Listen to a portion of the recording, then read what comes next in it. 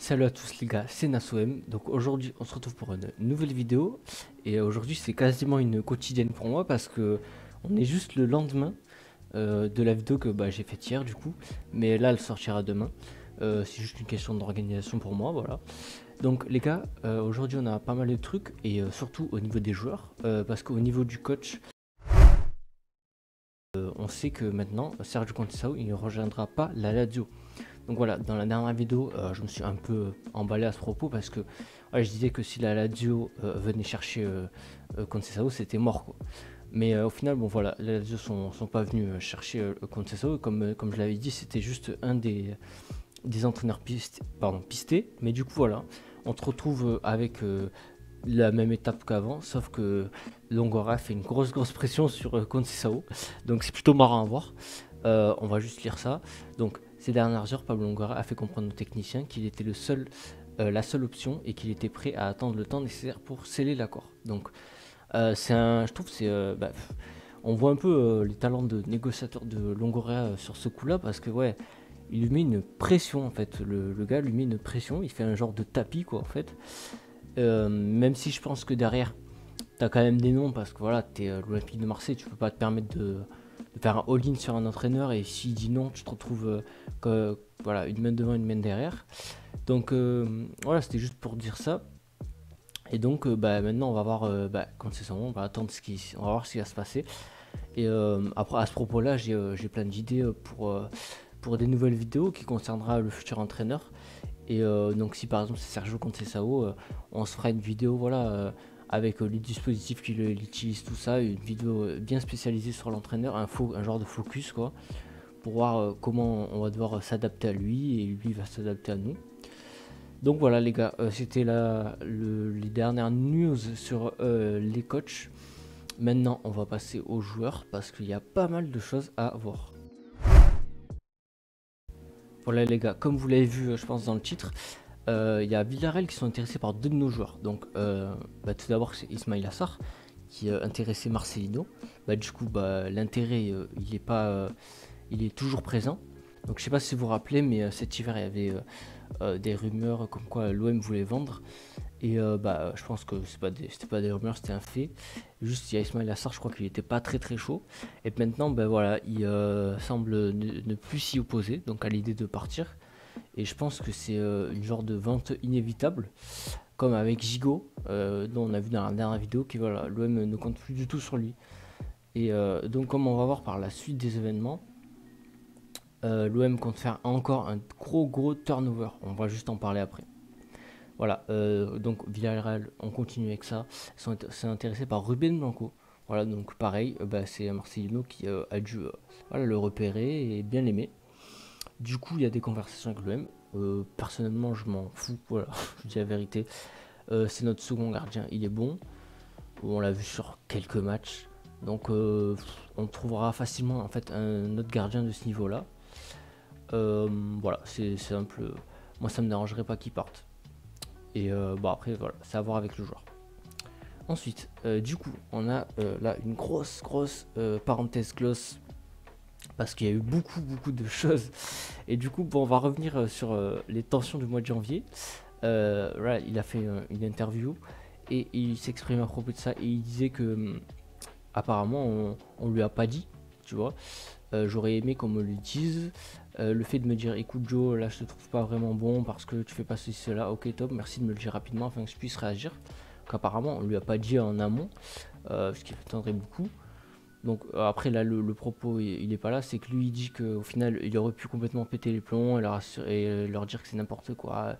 Mais en fait là dans tout ce qu'il dit, je vous laisse lire si vous mettez une petite pause si vous voulez.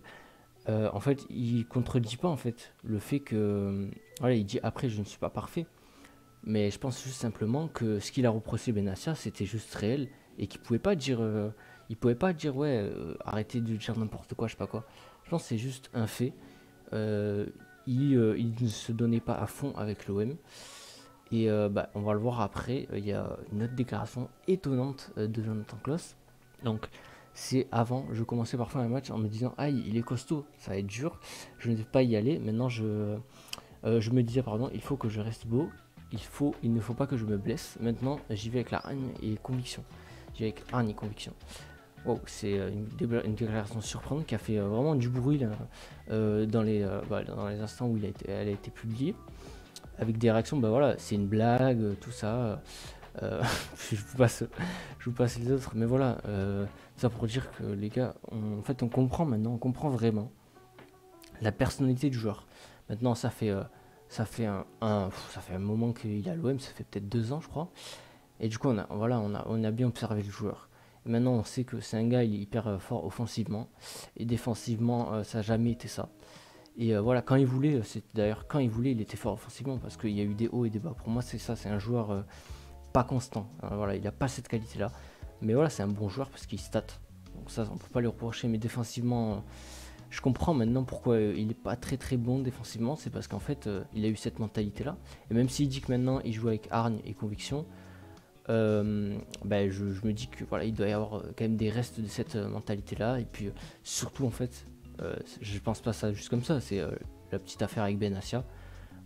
On n'a pas eu besoin de deviner quoi que ce soit. On a eu en clair en net que ouais, parfois il va pas complètement sur les joueurs, il joue pas à 100%.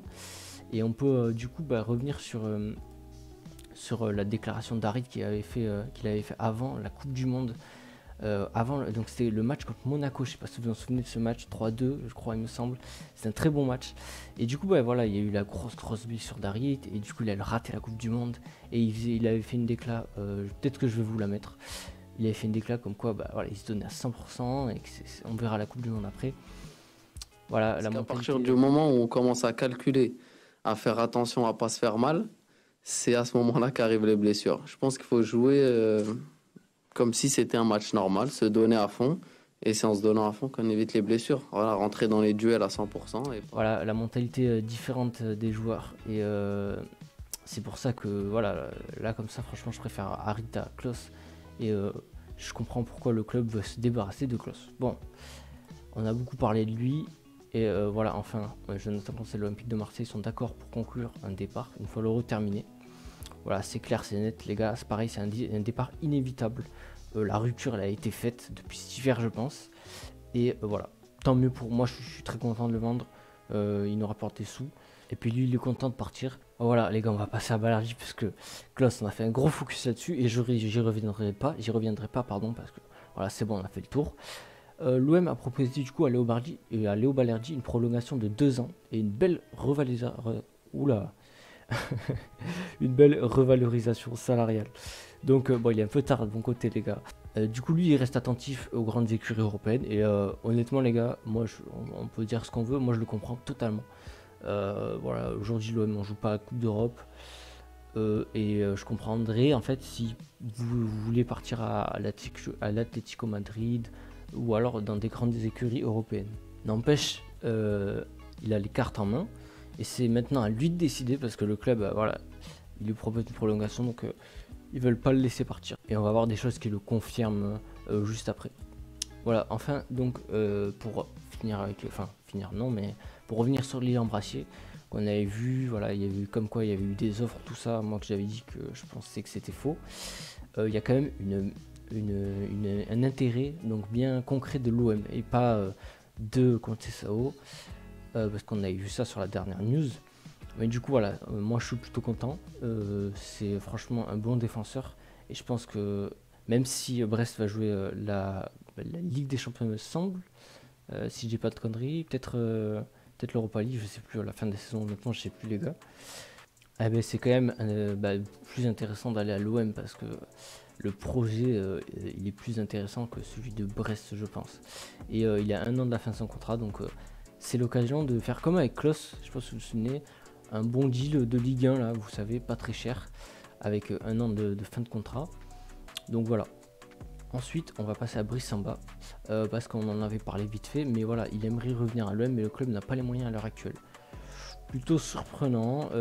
Moi, je pense que si on vend, on aurait les moyens quand même de le faire venir. Ça coûterait pas à ce point cher quand même, je pense. Mais du coup, on va voir en plus que du coup, Pablo Longoria souhaite recruter 10 ou 11 joueurs. Beaucoup de départs sont également attendus, donc voilà de quoi je voulais parler. Et c'est à quoi je vous ai fait allusion tout à l'heure. Encore une grosse refonte de l'effectif. Du coup, bon, ça me paraît étrange juste qu'on n'ait pas l'argent pour Brice Samba. Je sais pas s'ils font communiquer ça pour peut-être l'avoir moins cher, je sais pas, les stratégies des clubs, on sait jamais, mais du coup, voilà, on fait encore une grosse refonte de l'effectif. Et avec voilà, un gardien, latéral droit, défenseur centraux, latéral gauche, milieu, en fait de partout, littéralement un 11, il nous faut un 11, voilà, et que lui qui nous dit PTDR, et que, voilà, c'est un 11 en fait, littéralement, l'article de l'équipe. Et moi je trouve ça dommage parce que il y a des joueurs à garder en fait. Et même dans les joueurs que Longara veut voir partir, je trouve qu'il y a quand même des joueurs à garder juste histoire de pas faire une grosse refonte et de garder voilà, des gens qui sont quand même un petit peu habitués au club. C'est important les gars, comme on l'a vu, ça marche pas. Il a déjà fait ça Longara, il fait ça chaque année. Et je trouve que c'est beaucoup trop radical en fait comme méthode. Même si tu veux voilà, changer ton effectif, un projet c'est long, tu vois, tu le fais sur 2-3 ans où tu vires tous tes joueurs. Mais voilà, c'est au moins sur 2-3 ans et tu as d'autres joueurs qui viennent et ils ont bien le temps de s'adapter et de bien s'entendre avec les autres joueurs, etc., etc. Il y a beaucoup de choses voilà, qui sont à prendre en compte en fait. Bon, donc voilà, Me2Game qui confirme il y aura bien une refonte de l'effectif et qui nous dit qu'il y a 3 players, j'allais dire. Il y a 3 joueurs qui sont voilà, intouchables entre guillemets, Obama, Balerdi, Rongier. Plutôt surprenant pour Rongier, même si enfin je comprends, mais c'est vrai que Veretout voilà, est tellement prouvé cette saison que ok, bon, bah, il est pas invendable. Bon, ça, en vrai, Rongier, quand même, je comprends, c'est le capitaine. Et du coup, Obama Balerdi, ça pareil, je comprends. Et Merlin, Mumbagna Murillo, du coup, qui sont arrivés cet hiver. Pareil, il laisse le temps pour la saison prochaine. Mais du coup, voilà, on va avoir énormément de départs. Ça fait un peu flipper. Je sais pas vous. Moi, ça me fait peur. Voilà, je vous le dis. J'ai hâte de voir parce qu'on aime ça quand même. Voilà, on aime voir des mouvements, des venues, des allées et des venues. Mais c'est pas bon pour le club. Donc voilà. Dernier tweet. Ah bah non, bah, pardon, bah voilà. Ouais, c'est ce que j'ai dit, je l'ai mis 2 fois.